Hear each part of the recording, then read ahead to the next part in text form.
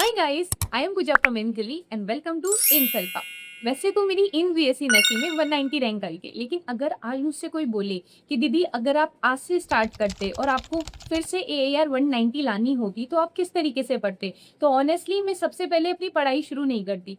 क्योंकि प्रिपरेशन में सबसे ज़्यादा जो गलती बच्चे करते हैं ना, वो रैंडम प्रिपरेशन होती है। मैं अपनी जो प्रिपरेशन है वो एक गोल ओरिएंटेड फोकस्ड वे में करती। तो इस वीडियो में मैं आपको सारे स्टेप्स बताने वाली हूँ कि अगर मैं अपनी प्रिपरेशन करती तो मैं क्या-क्या चीज़ों को अवॉइड करती, क्या चीज़ें मैं पढ़ने पे फोकस करती और कैसे मैं दोबारा से अपनी एआर लेके आती। So stay tuned. इसमें आपको सारी क्लैरिटी मिल जाएगी कि आपको किस तरीके से चीज़ें पढ़नी है। और जो 2027 की प्रिपरेशन करे ना, उनके लिए वीडियो बहुत इन्फॉर्मेटिव होने वाला है। So let's begin our video. Step 1। सबसे पहले बुक्स और रिसोर्सेज को देखने की बजाय मैं ये देखती कि मेरे एग्जाम का सिलेबस क्या है। सिलेबस देखने से मुझे ये पता चल जाता है कि मैं अपनी एक डेडलाइन फिक्स कर लेती कि इस दिन तक मुझे अपना सिलेबस कंप्लीट करना है, फिर रिवीजन करना है। और सबसे इम्पोर्टेंट चीज़, मैंने ये लिस्ट बना रखी है, मैं वैसे ऐसे लिस्ट बना लेती अपने चैप्टर्स की, जिससे मुझे आइडिया रहता है कि मेरे कौन-कौन से सब्जेक्ट्स हैं, सब्जेक्ट्स में कौन-कौन से चैप्टर्स हैं। और उसके अलावा एक कॉलम मेंटेन करती जिसमें मैं सबसे स्टार्टिंग में स्ट्रॉन्ग चैप्टर्स को रखती, जो मेरे स्ट्रॉन्ग पॉइंट्स हैं। देन मॉडरेट चैप्टर्स की जो मुझे हार्ड लगते हैं, और लास्ट में वीक टॉपिक्स की जो मुझे बिल्कुल भी नहीं आता है ढंग से, मुझे उनके बारे में कुछ भी आइडिया नहीं है। और सबसे इम्पोर्टेंट चीज़, अब मैं आपसे भी ये चीज़ बोलूँगी कि आप एक पेज लो और उसमें 3 कॉलम बनाओ। सबसे पहले स्ट्रॉन्ग, जिसमें आप है ना वो सारी चैप्टर्स को रखोगे जिनके बारे में आपको चीज़ें आती हैं, जिनसे आपके क्वेश्चन बन जाते हैं। लेकिन ध्यान रखना, कई बार ऐसा होता है कि कोई चैप्टर ईज़ी होता है, तो उसमें आपके है ना मार्क्स आ जाते हैं। लेकिन कोई चैप्टर हार्ड है, लेकिन उसमें मार्क्स नहीं आ रहे, लेकिन वो आपको आता है। तो उस हिसाब से मार्किंग करना कि स्ट्रॉन्ग चैप्टर्स कितने हैं और मॉडरेट चैप्टर कितने हैं, और साथ में जो बिल्कुल भी आपको बहुत हार्ड लगता है वो कितने। एक ऐसे पूरा कॉलम बना लेती मैं। अपना सेकंड स्टेप मैं करती कि मैं सबसे पहले पीवाईक्यूज़ को देखती। अब पीवाईक्यूज़ को देखने का मतलब क्या है? पीवाईक्यूज़ का मतलब ये नहीं है सिर्फ़ कि आप पीवाईक्यूज़ उठाओ और क्वेश्चन प्रैक्टिस करने लग जाओ। मैं पीवाईक्यूज़ इसलिए देखती ताकि मुझे पता रहता कि किस चैप्टर में से कौन से टॉपिक के अंदर से क्वेश्चन्स आ रहे हैं। अगर मुझे ये पता रहता ना कि ये चैप्टर है और इसके अंदर से इन टॉपिक से क्वेश्चन्स आ रहे हैं, इस टाइप के क्वेश्चन्स आ रहे हैं, तो जब मैं चैप्टर को पढ़ती, उस टाइम पे मैं उन टॉपिक्स पे ज़्यादा फोकस करती, उन टॉपिक्स के ऊपर क्वेश्चन ज़्यादा करती। तो आई विल रिकमेंड कि जब भी आप कोई चैप्टर पढ़ते हो ना, उससे पहले आप उस चैप्टर के जो इम्पोर्टेंट टॉपिक्स हैं उनको ज़रूर देख लिया करो। नाउ मैं थर्ड क्या करती, मैं थर्ड में एक अच्छा-सा बैच लेती। अब बैच मैं कहाँ से लेती? मैंने आप सभी लोगों को भी बता रखा है और मैं फिर से बता रही हूँ। मेरे हिसाब से ना नर्सिंग टू नॉरसेट का बैच सबसे बेस्ट बैच है, और अब तो हिंदी मीडियम और इंग्लिश मीडियम दोनों बच्चों के लिए ये चीज़ हो गई है, क्योंकि हिंदी मीडियम वाले बच्चों के लिए भी उनका बैच आ गया है और इंग्लिश मीडियम वालों के लिए भी है। क्योंकि आपको सबको पता है कि अगर आपको रैंडम प्रिपरेशन नहीं करनी है, गोल ओरिएंटेड प्रिपरेशन करनी है, तो आपको एक टीचर चाहिए। और ये चीज़ की कमी अभी आपको महसूस नहीं होगी, लेकिन जब आप अपनी प्रिपरेशन में आगे जाते जाते हो ना, तो आपको पता चलता है कि यार एटलीस्ट एक बैच तो लेना चाहिए था, जहाँ पे आपको सारी चीज़ें मिल जाती है, आपको सही कहीं और जाना नहीं पड़ता। और इस बैच में ये खासियत है कि आपको टीचर्स है ना, रैंडमली कुछ नहीं पढ़ा रहे हैं। उन्होंने सारी चीज़ें आपको बता दी है, आपको प्रॉपर सिलेबस के अकॉर्डिंग, एम्स के अकॉर्डिंग, एम्स के क्वेश्चन जिस लेवल के आते हैं उसके अकॉर्डिंग चीज़ें पढ़ाई जा रही है। आपको बेसिक लेवल से और एकदम हाई लेवल तक, जहाँ तक आपके पेपर का लेवल जा सकता है, वहाँ तक की प्रिपरेशन कराई जाएगी। अब देखो यार, आप ये सोचो कि एम्स का पेपर थोड़ा ईज़ी आता है तो हम नीट की पीवाईक्यूज़ नहीं करेंगे, एमटीजी नहीं करेंगे, तो ऐसा नहीं है। आपको हाई लेवल की प्रिपरेशन करनी होगी, और एक बैच से प्रिपरेशन करना बहुत आसान हो जाता है, आपका रास्ता बहुत क्लियर हो जाता है। तो मैं एक बैच ले लेती।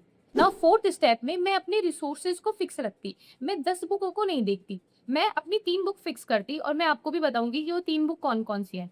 सबसे पहले मैं अपनी एनसीईआरटी पढ़ती, बायोलॉजी के लिए और ऑर्गेनिक के लिए और इनऑर्गेनिक, उसके लिए तो मैं सिर्फ एनसीईआरटी पढ़ती और कोई भी बुक नहीं पढ़ती, बस क्वेश्चन प्रैक्टिस करती अलग से। सेकंड, अगर मैं फिजिक्स कर रही थी करती और केमिस्ट्री, तो फिजिक्स और केमिस्ट्री में जो फिजिकल वाला पोर्शन है, उनके लिए मैं एमपीसी के क्वेश्चंस करती, और साथ-साथ में जो बैच में क्वेश्चंस प्रोवाइड कर किए जाते हैं उनको करती। बस ये 2 रिसोर्सेज रख के मैं अपनी प्रिपरेशन को स्मूथली करती। नाउ फिफ्थ स्टेप, और मैं ये बोलूँगी कि ये सबसे ज़्यादा इम्पोर्टेंट स्टेप है, क्योंकि बच्चे इस स्टेप पे आके मैक्सिमम गलतियाँ करते हैं। उनके अकॉर्डिंग ना, टेस्ट देना इम्पोर्टेंट नहीं है, टेस्ट लेने से क्या होता है, बस डिमोटिवेशन फील होता है। लेकिन यही सबसे बड़ी गलती है। अगर आप टेस्ट नहीं दोगे ना, तो आपको ये नहीं पता चलेगा आपकी प्रिपरेशन कैसी चल रही है, आप कहाँ पे स्टैंड कर रहे हो, आपका कंपटीटर कितना आगे है, आपको कुछ नहीं पता चलेगा। क्योंकि आप जैसे कोई बैच ले लेते हो ना, तो बैच में हर वीक एक टेस्ट होता है और बच्चों का क्या होता है कि उनका थोड़ा-सा बैकलॉग हो रखा होता है पहले से, या तो उन्होंने बैच थोड़ा लेट जॉइन किया होता है या फिर कुछ लेक्चर्स उनके पीछे रह जाते हैं। तो बच्चे क्या सोचते हैं, संडे को टेस्ट देने की बजाय हम अपना बैकलॉग कवर कर लेते हैं। गाइस ये गलती बिल्कुल मत करना। मैंने खुद ने ये चीज़ अपने प्रिपरेशन से सीखी है कि अगर आप टेस्ट देते हो ना, तो आपकी बहुत सारी गलतियाँ इम्प्रूव हो जाती है। आप मान लो कोई चीज़ फ़ोकस नहीं कर रहे थे, लेक्चर देखते टाइम आपका ध्यान नहीं था, आपने टीचर की कोई बात पे ध्यान नहीं दिया। लेकिन उस टाइप का क्वेश्चन अगर आपके टेस्ट में आता है और आपसे वो क्वेश्चन बनेगा नहीं, या फिर होगा कि आप है ना उस क्वेश्चन को गलत करोगे, तो फिर आप उस क्वेश्चन को दोबारा देखोगे, तब आपको पता चलेगा कि अच्छा इस टाइप के क्वेश्चन्स है ना जो ऐसे होते हैं। आपको अपने वीक एरियाज़ पता चलेंगे, तो टेस्ट को कभी भी स्किप मत करना, ये बहुत इंपॉर्टेंट स्टेप है। नाउ 6th स्टेप, रिवीजन करना। प्रॉपर रिवीजन बहुत ज़रूरी है। अगर आप सोचो कि मैं ना एक बस सिलेबस करता रहता हूँ, फिर उसके बाद में रिवीजन करूँगा, तो ऐसा नहीं है। हाँ, ऐसा हो सकता है कि अभी आप इस वक़्त रिवीजन पे इतना फ़ोकस नहीं करो जितना बाद में करोगे। इस वक़्त आपका फ़ोकस सिलेबस कंप्लीशन पे होगा, पर इसका मतलब ये नहीं है कि आप रिवीजन को पूरी तरह छोड़ दोगे। क्योंकि अगर आपने रिवीजन पूरी तरह छोड़ दिया, ये सोचा कि अभी बस सिलेबस कर लेता हूँ, चैप्टर्स पढ़-पढ़ के रख दिए, तो आप जब अपने लास्ट टाइम पे आओगे, जब आपका पेपर के नज़दीक आओगे ना, तो आपको कुछ भी याद नहीं रहेगा आपका। फिर आपको एकदम डिमोटिवेशन फ़ील होगा और ऐसा लगेगा कि यार मुझे दोबारा लेक्चर्स देखने हैं। तो डबल काम हो जाएगा आपके लिए कि आपने आज भी लेक्चर्स देखे और आप बाद में भी दोबारा लेक्चर्स देख रहे हो। इसलिए कोई भी चैप्टर को पढ़ के मत रखो। अगर आज कोई चैप्टर पढ़ा है, तो उसको एक टारगेट रखो कि पहले दिन आज पढ़ना है, उसके तीसरे दिन पढ़ना है और उसके 7वें दिन। जो 137 का रूल है ना, इस रूल को याद रखो। पहले दिन चैप्टर पढ़ना है, 3rd डे पढ़ना है, 7th डे पढ़ना है और फिर 1 महीने बाद में पढ़ना है। ऐसे करोगे तो 4 बार में 1 चैप्टर आराम से रिवाइज़ हो जाता है, और एक बार रिवाइज़ हो गया ना, तो फिर उसके बाद में आप खुद को अंदर से कॉन्फिडेंस आएगा। ठीक है? और नाउ लास्ट एंड सबसे मोस्ट इम्पॉर्टेंट स्टेप, आप जब भी क्वेश्चन प्रैक्टिस करते हो, तब ये बात का ध्यान रखना कि जो इम्पोर्टेंट एरियाज हैं, वहां से आपको क्वेश्चन प्रैक्टिस ज्यादा करनी है, और जहां से क्वेश्चन प्रैक्टिस कर रहे हो, वहां पे आपको कोई क्वेश्चन नहीं आ रहा है तो उसे मार्क कर लेना, ताकि आप जब रिविजन करो या फिर बाद में एक बार दोबारा जब आप उस चैप्टर को पढ़ोगे ना, उस टाइम पे आपको उन क्वेश्चंस को ही करना है। और टाइम मैनेज करना सीखना है।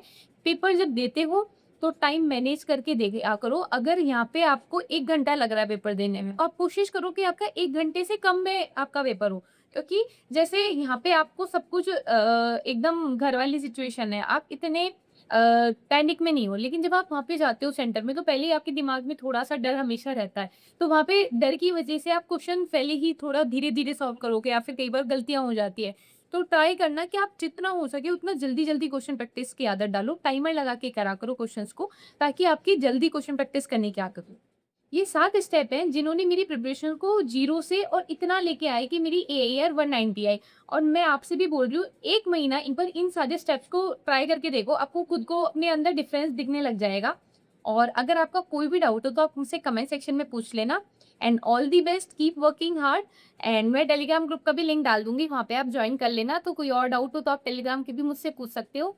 एंड अब मैं जो नेक्स्ट वीडियो लेके आऊँगी, वो इन दिल्ली के रिगार्डिंग लेके आऊँगी फॉर 2026 स्टूडेंट्स की। अगर वो इन दिल्ली चॉइस कर रहे हैं, तो उनको क्या-क्या चीज़ों का यहाँ पे ध्यान रखना है। And all the best, bye bye, keep working hard, bye bye.